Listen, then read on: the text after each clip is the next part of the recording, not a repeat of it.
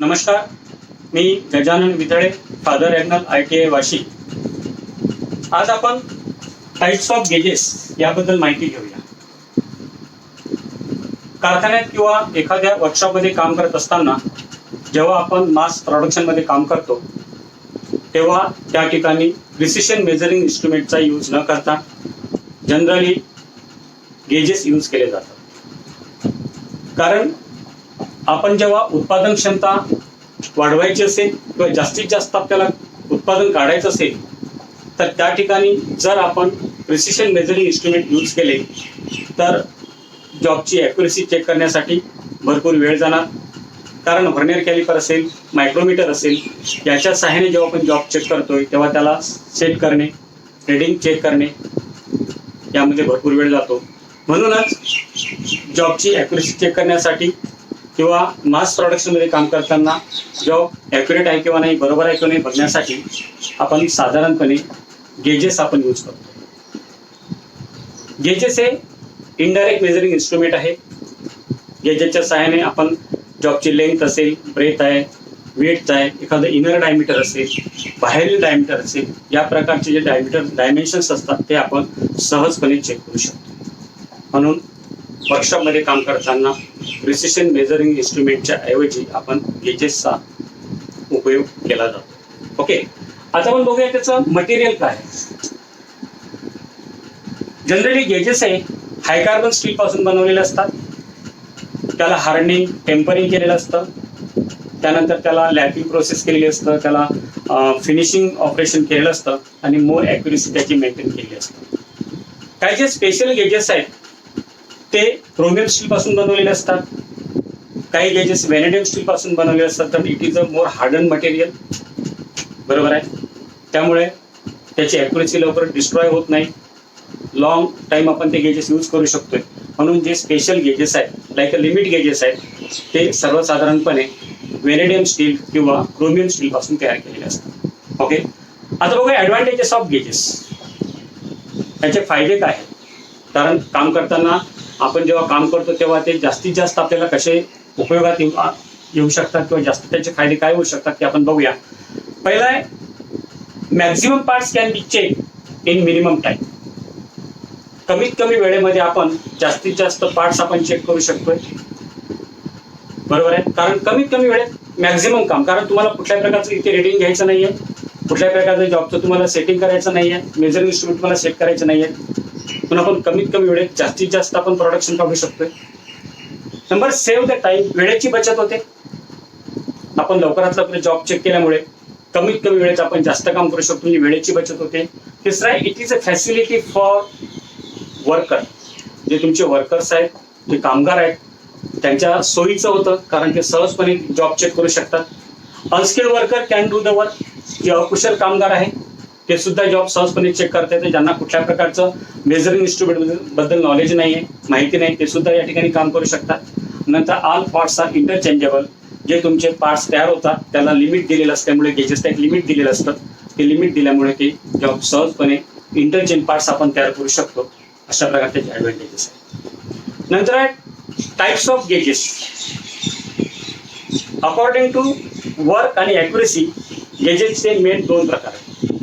पहिला आहे according to accuracy, नंतर आहे अकॉर्डिंग टू वर्क. आता अकॉर्डिंग टू ॲक्युरेसी म्हणजे काय की गेजेस हे ॲक्युरेसीनुसार बनवलेले असतात. त्यामध्ये मेन 3 प्रकारचे गेजेस येतं. एक येतं वर्कशॉप गेज, त्यानंतर आहे इन्स्पेक्शन गेज आणि नंतर आहे तुमचं मास्टर गेज. वर्कशॉप गेज म्हणजे काय तर वर्कशॉपमध्ये काम करताना कामगार ज्या गेजेसचा उपयोग करतो त्याला वर्कशॉप गेज असं म्हटलं जातं.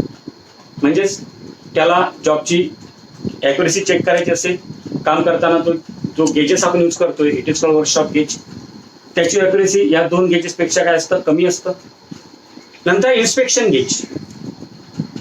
वर्कशॉपमध्ये काम करताना कामगार जो प्रॉडक्ट तयार करतोय, जे कंपोनंट तयार करतोय, ते कंपोनंट्स चेक करण्याकरिता जे क्वालिटी कंट्रोलर्स असतात, इन्स्पेक्टर्स कंपनीमध्ये असतात, कारखान्यामध्ये असतात, ते जे गेजेस यूज करतात it is called inspection gauge. It is a more accurate than workshop gauge. Workshop गेजच्या जास्त ॲक्युरेसीमध्ये असतं. नंतर तिसरा आहे मास्टर गेज. मास्टर गेजचा उपयोग मात्र कुठल्या प्रकारचा कंपोनंट्स, कुठल्या प्रकारचे जॉब चेक करण्याकरता होत नाही. तर हे जे दोन गेजेस आहेत, वर्कशॉप गेजेस आणि इन्स्पेक्शन गेजेस आहेत, यांची अॅक्युरेसी चेक करण्यासाठी मास्टर गेजचा यूज केला जातं. It is a more accurate. ह्या दोन्ही गेजेसपेक्षा याची अॅक्युरेसी काय असतं, खूप जास्त असतं. क्लिअर? हे झालं अकॉर्डिंग टू अॅक्युरेसी. दुसरं आहे अकॉर्डिंग टू वर्क. कामानुसार त्याचे दोन प्रकार आहेत. एक आहे लिमिट गेजेस, दुसरं आहे फिक्स गेजेस. आता लिमिट गेज म्हणजे काय की एखादं प्रॉडक्ट तयार झाल्यानंतर ते प्रॉडक्टची साईज दिलेल्या साईजपेक्षा ज्या लिमिटमध्ये, आपण लिमिटबद्दल माहिती घेतलेली आहे, त्या लिमिटनुसार ते गेजेस तयार केलेले असतात. फॉर एक्झाम्पल जर आपण बघितलं ते गेजेस एक गेज मी या ठिकाणी काढतो, यावरून तुम्हाला लक्षात येईल.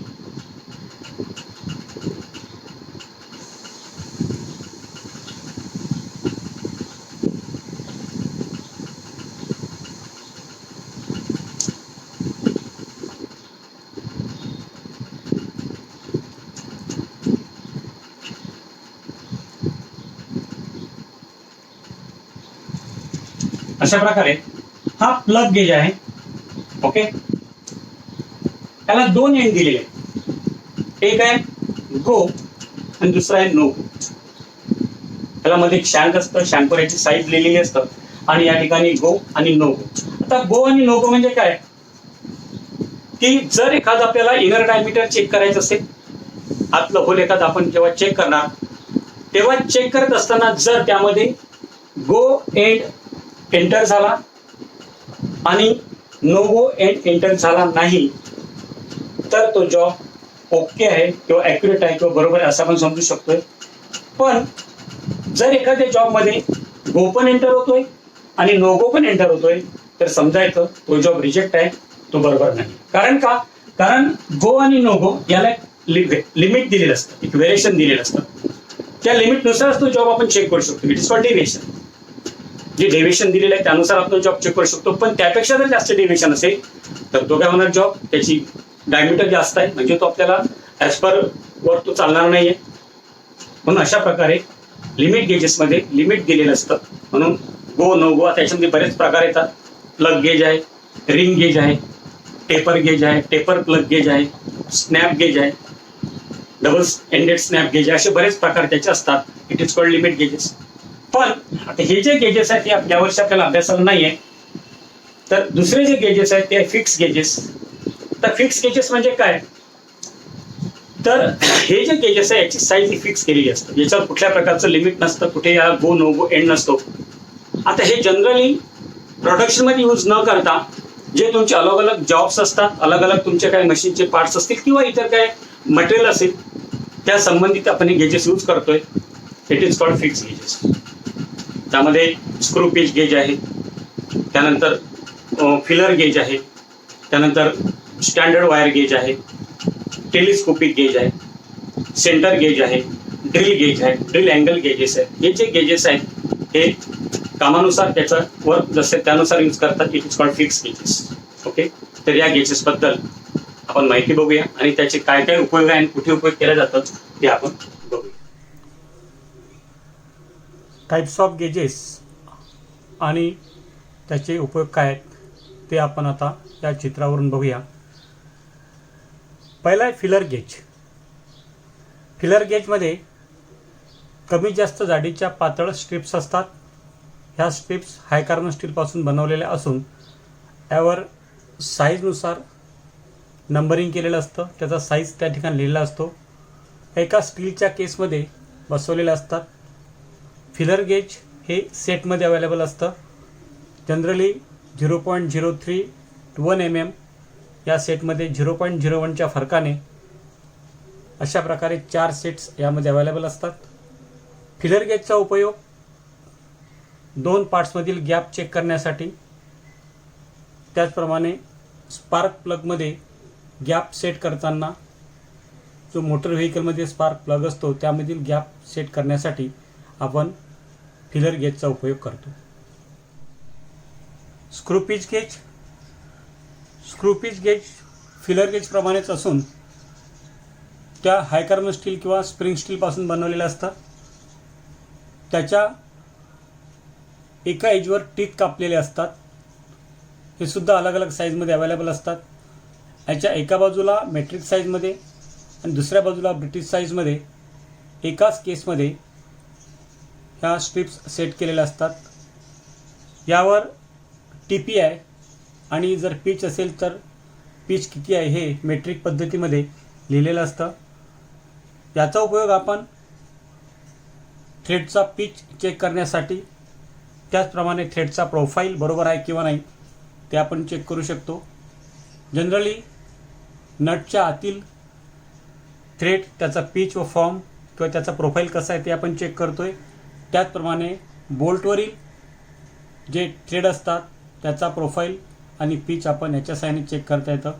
हे सुद्धा सेटमध्ये अवेलेबल असतात. चेक करत असताना संपूर्ण थ्रेडवरती हा गेज सेट ठेवून आपल्याला योग्य पद्धतीने त्या ठिकाणी त्याचा पिच चेक करता येतो. सेंटर गेज हा सुद्धा हायकार्बन स्टीलपासून बनवलेला असून एका बाजूला व्ही ग्रू आणि दुसऱ्या बाजूला कोनिकल शेप तयार केलेला असतो. याचा व्ही ग्रू हा 55 डिग्रीचा असून यावरील जे दोन ग्रू आहेत हे 60 डिग्री आणि 47.5 डिग्री यामध्ये तयार केलेले असतात. सेंटर गेजचा उपयोग लेथ मशीनवरती थ्रेडिंग करत असताना जेव्हा आपण कटिंग टूलला ग्राइंडिंग करतो, ग्राइंडिंग केल्यानंतर तो अँगल बरोबर आहे किंवा नाही ते चेक करण्यासाठी, ते बघण्यासाठी आपण सेंटर गेजचा यूज करू शकतो. स्टँडर्ड वायर गेज ही हायकार्बन स्टीलपासून बनवलेली गोल आकाराची डिस्क असून यावर स्लॉट्स आणि होल तयार केलेले असतात. या स्लॉटला गेज साईज दिलेला असतो. यामध्ये एका बाजूला साईज व दुसऱ्या बाजूला गेजचा नंबर लिहिलेला असतो. या ठिकाणी 0 नंबर ते 32 नंबर अशा प्रकारे अलग अलग साईज गेज साईज तयार केलेले असतात. 0 नंबर हा सगळ्यात मोठा गेज असून मोठी साईज असून 32 नंबर हा सगळ्यात लहान साईज असतो. याचा उपयोग शीट मेटल विभागामध्ये शीटची थिकनेस चेक करण्यासाठी, शीटचा गेज चेक करण्यासाठी, त्याचप्रमाणे ज्या टाईप्स ऑफ शीट्स आहेत कॉपर, ब्रास, ॲल्युमिनियम याच्या गेज आपण याच्या साहाय्याने चेक करू शकतो.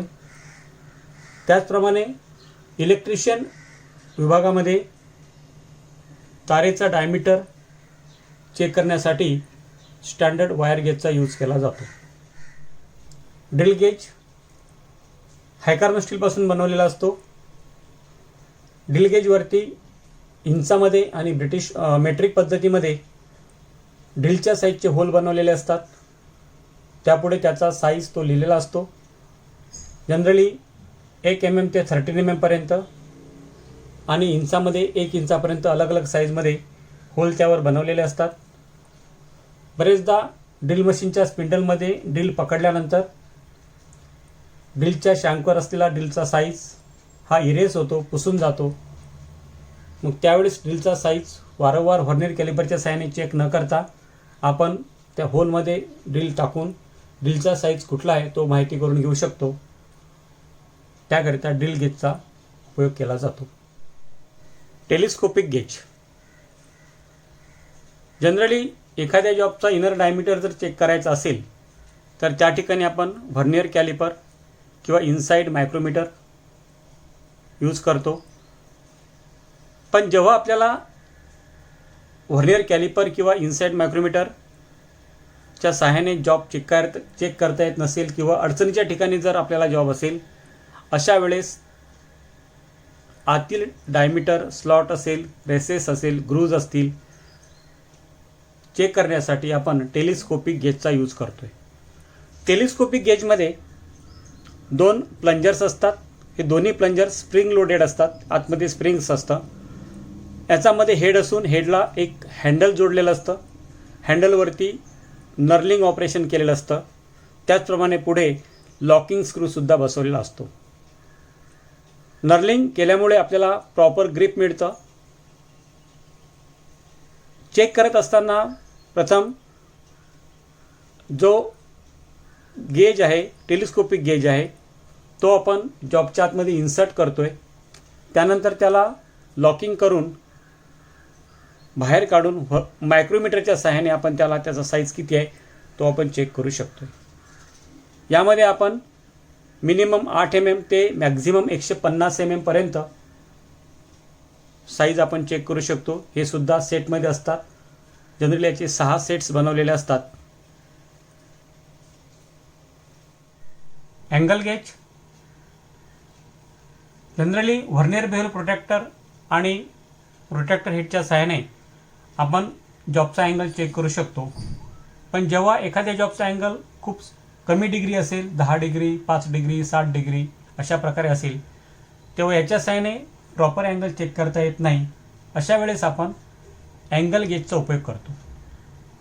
यावर अलग अलग टेपर स्ट्रीप बनवलेले असून त्यावर डिग्रीचं ग्रॅज्युएशन केलेलं असतं. हे सुद्धा हायकार्बन स्टीलपासून बनवलेले असतात. यामध्ये आपण कोनिकल जॉब असेल, एखादा टेपर छोटा अँगल असेल, अशा ठिकाणी त्याचा टेपर अँगल चेक करण्यासाठी आपण अँगल गेजचा उपयोग करू शकतो. हे सुद्धा गेजेस सेटमध्ये बनवलेले असतात. रेडियस गेज हा गेजसुद्धा स्क्रू पिच गेजप्रमाणे असतो. यावर दोन्ही बाजूला अशा प्रकारे केसमध्ये, स्टील केसमध्ये स्ट्रिप्स माउंट केलेले असतात. एका बाजूला कॉन्व्हेक्स आणि दुसऱ्या बाजूला कॉन्केव म्हणजेच एक्सटर्नल रेडियस आणि इंटर्नल रेडियस अशा प्रकारे स्ट्रिप्स तयार केलेल्या असतात. ह्यासुद्धा अलग अलग साईजमध्ये बनवलेल्या असतात. सेटमध्ये अवेलेबल असतं. याचा उपयोग जॉबचा रेडियस चेक करण्यासाठी किंवा आपण जेव्हा मॅन्युफॅक्चरिंग प्रोसेसमध्ये जॉब तयार करतो तेव्हा तो रेडियस बनवताना रेडियस बरोबर करण्यासाठी आपण रेडियस गेजचा उपयोग करू शकतो. अशा प्रकारे टाईप्स ऑफ गेजेस आणि त्याचा उपयोग आपण बघितलेला आहे. Thank you very much.